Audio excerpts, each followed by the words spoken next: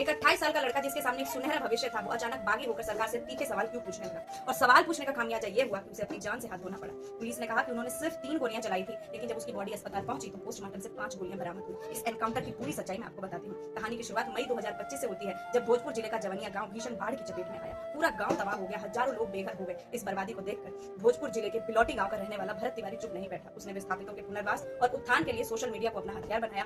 Facebook और Twitter पर सीधे डीएम और एसडीएम समेत तमाम आला अधिकारियों को टैग करके लगातार ट्वीट करने लगा और उनके पुराने वादों का हिसाब मांगना शुरू कर दिया। लेकिन लोगों की भलाई के लिए उठाया गए ये सवाल, तीखे सवाल उस सिस्टम को चुभने लगे। लगातार अनदेखी से तंग आकर जब भरत ने सोशल मीडिया का सहारा लिया और अधिकारियों को धमकी दी, हथियार लहराए, तो बातचीत के बजाय सिस्टम ने उसे एनकाउंटर से मारने का रास्ता चुन लिया। जिस लड़के पर पहले से एक भी क्रिमिनल रिकॉर्ड नहीं था, उसे एनकाउंटर से ठीक एक दिन पहले 16 जून को पुलिस ने मानसिक रूप से बीमार और खतरनाक अपराधी दोनों घोषित कर दिए और अगले ही दिन सुबह वहां डॉक्टरों की बजाय बिहार की सबसे घातक कमांडो यूनिट यानी एसटीएफ को तैनात कर दिया गया। 17 जून 2026 की सुबह जब भारी हथियार से लैस एसटीएफ ने भरत को घेरा तो वो फेसबुक पर लाइव था। उस समय उसने कैमरे पर कहा कि पुलिस ने मांगे सुनने का भरोसा दिया है। फिर उसने हवा में एक फायर किया और पुलिस को अपनी पिस्तौल जमीन पर फेंक कर सरेंडर कर दिया। इसके तुरंत बाद लाइव स्ट्रीम बंद हो गया। पुलिस का दावा है कि भरत ने उन पर 8 से 10 राउंड गोलियां चलाई हैं, लेकिन पोस्टमार्टम रिपोर्ट ने इस दावे की धज्जियां उड़ा दी है। भरत के शरीर से 3 नहीं बल्कि 5 गोलियां मिली है। सबसे बड़ा फॉरेंसिक ट्विस्ट ये था कि उसमें से एक गोली भरत के पैर के पीछे की तरफ से लगी थी। जब आप ही सोचिए कि अगर मुठभेड़ आमने सामने होती है तो गोली पीछे से कैसे लग सकती है। इस सच ने बिहार की राजनीति में भी भूचाल ला दिया है। खुद सरकार में शामिल बीजेपी के शिक्षा मंत्री ने पुलिस की इस कार्रवाई को सरेआम सवाल खड़े कर दिए है। उसने कहा है,